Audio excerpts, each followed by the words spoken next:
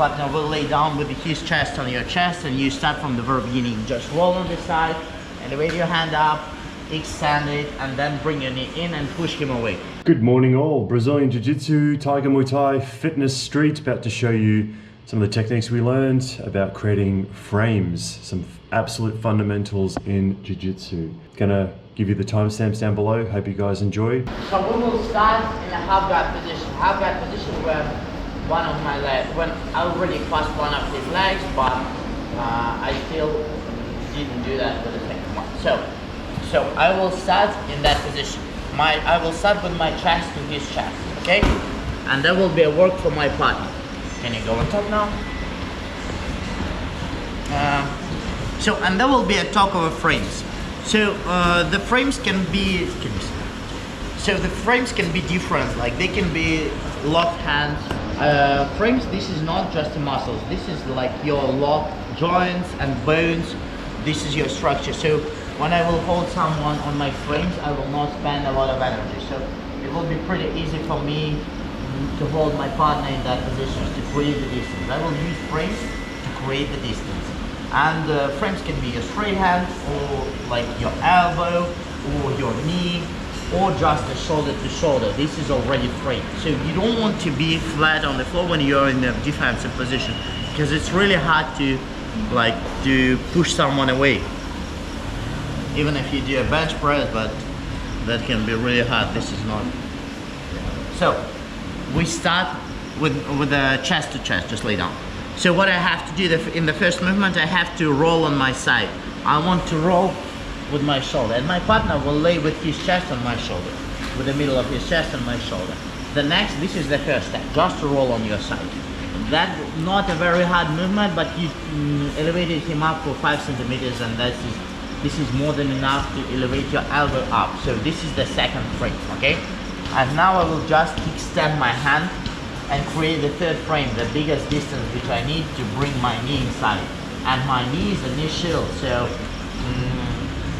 this is the strongest way. It's really hard to press you down with your leg between you and your partner, or it's really hard to pass it. So like you can control and you push your partner away. If this is a MMA fight, you can push him away and get out of that position, okay?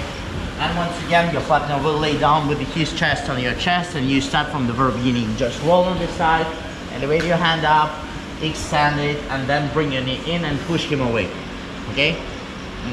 Then on the opposite side, do the same thing. One of your legs will be inside, stay flat, and roll on your side, so bring your shoulder under his chest. Then elevate your elbow, then extend it, then bring your knee in, and push him away. You can ask your partner to lay on your hand, or like on your elbow, and feel free, like he can easily elevate his hands, and it will be really easy for me to hold him. I will not spend any energy to hold him in that position. So, why we have to do that? When we're trying to do any submissions or like sweeps or anything else, we need a special distance. We need a distance which we used to do from we used to do any submissions or sweeps. So, and this is our tools to create the distance. If we need a short distance, we can use our elbow or our straight hand or our knee, okay? So we will do that movement 2 by 2, 2 times on one side, 2 times on other side, then second person, okay? So there are like 5 points of control when I do that. So it's a pretty confident position for me, like I can control my partner for a long time. I can try to find the submissions and space for them. So I want to bring my knee under his hips, my elbow on the other side, my other knee in his armpit, and my hand should be right under his hand. So that hand will be in his armpit. So, and there are 5 points of control. It's like 2 here, 1 under his head, my knee in his armpit, and my knee under his hips. And now I will show you how to escape from that position. Can you move on top? The basic things in the grappling, like this is the things. Can you sit down for a second? This is the things about like your energy. Like if you don't know what to do and you do too many movements, you are becoming tired too fast, and it doesn't matter how skilled you are, you can lose the fight even if you are like high in your skill. If you don't have energy for using these skills, you will lose your match or like fight or anything else. So what you have to do, you have to know how to move. So then less movements you will do, then more energy you will like keep for the next movement. And if you don't know what to do, you do too many movements, you spend too many energy, so you have to understand where is the problem, how you can solve it. So you have to think at first, then to do something. Not just to shake your hands and legs or like your head. You will just make a mistake, give your partner an opportunity to choke you or to submit you. Now I will explain how to escape from a side control. And there is a phrase, if you don't know what to do, just do a hip escape. But we have to find the way how I can make a hip escape. And I have to find the first problem for my hip escape. And the first problem is his hand under my neck. If I will have like, I cannot roll on this side because my shoulder on his knee and his elbow under my head. So I cannot move in that direction, okay? So I have to solve it. And I want to bring my elbow down. I want to create the frame under his hips. The next thing which I want to do, I want to bring it in my armpit. So I want that elbow across my partner's shoulders and bring my hand, like I want to put palm to palm. So from that position, I'm really able to do a hip escape because I can control that elbow, he cannot control my head too good, so I can make a hip escape. So now I want to bring a bottom knee under. And now I can start to push myself away, okay? So I want to push my shoulders away. I don't want to give him opportunity to control my shoulders.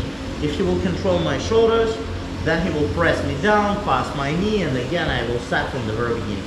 So, once again, I will start in that position. The first thing which I need to do to bring my elbow down. Now I need to bring my hand in my armpit. So my hand will be across my partner's shoulders. So now I can start to push that shoulder away and move on my right shoulder. So I want to move my hips away. From that position, there will be, if like there is no space for me to bring my knee in. So I have to make a hip escape to create the space for my knee. So now my knee can go under his belly and start to push my shoulders away. And once again, bring your elbow in. If like your partner is really tight, so you have to roll on that side to bring your knee in. Try to move your shoulder on the floor and then bring your elbow in. So now from that position, I want to bring my hand across my partner's shoulders and bring my right hand inside. So now I will put my palm to palm. And now I will start to roll on my right shoulder. And now I can make a hip escape to bring my knee in under his belly. Now I start to push my shoulders away. 2 times one person, 2 times other person. You can switch the sides, it's up to you. You have to work on the defensive movements on both sides. So, because your like partners in the match, in the real competitions or fights, can control you on your left, on your right side, and it shouldn't be like, in submissions you can have a good side, for example, like right side, or like guillotines on left side, but when you're defensive, you have to work on the both sides.